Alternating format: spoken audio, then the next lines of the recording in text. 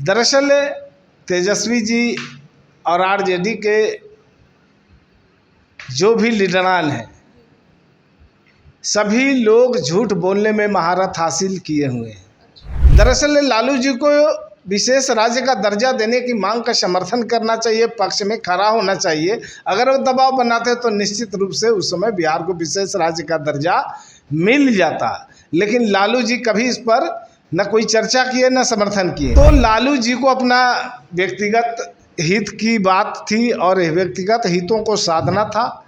बिहार के विकास से उनको कोई माने मतलब नहीं था। पनोरमा ग्रुप, जो सोचता है वो करता है। आपके अपने सपनों का आशियाना। नमस्कार, भारत लाइव देख रहे हैं आप। देखिए, रुपौली विधानसभा चुनाव का 13 तारीख को रिजल्ट आ गया। निर्दलीय प्रत्याशी शंकर सिंह ने वहां से जीत हासिल कर ली। लोकसभा की बात करें तो निर्दलीय प्रत्याशी पप्पू यादव ने वहां से जीत हासिल की। बीमा भारती को उन्होंने पीछे छोड़ा। तो अगर रुपौली की बात करें तो बीमा भारती पहले राउंड पे ही आगे हो गई।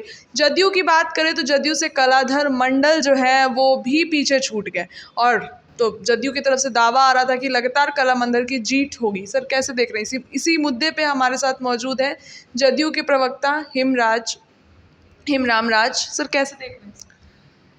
चुनाव में हार जीत होता रहता है, और सबसे बड़ी बात इस चुनाव में जो रहा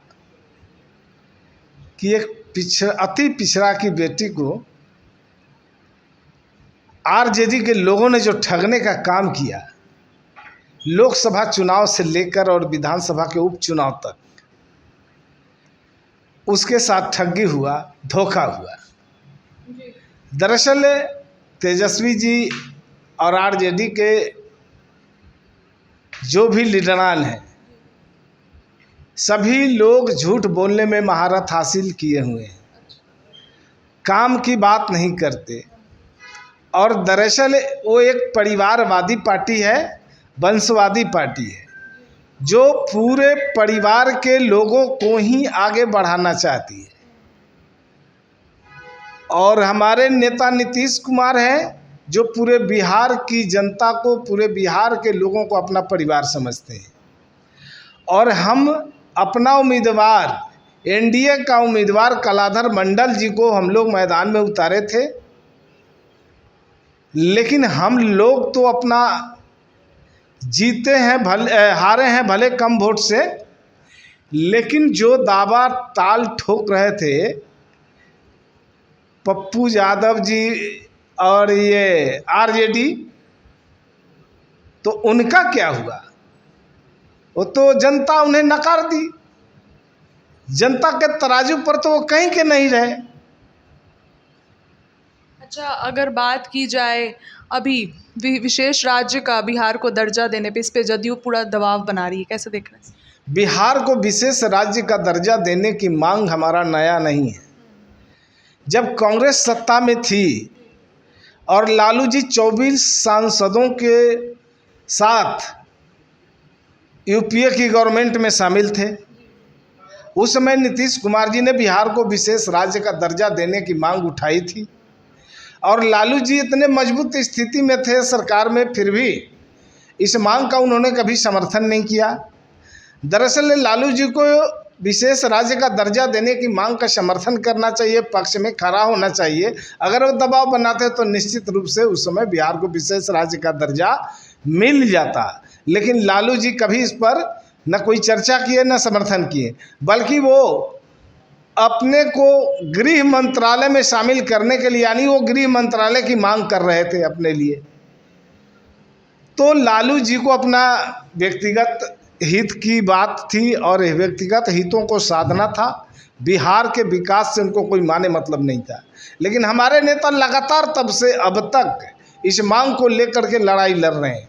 आज एनडीए की गवर्नमेंट है, तीसरी बार मोदी जी देश में प्रधानमंत्री बने हैं, और हमारे नेता और जनता दल की भूमिका है इस सरकार में।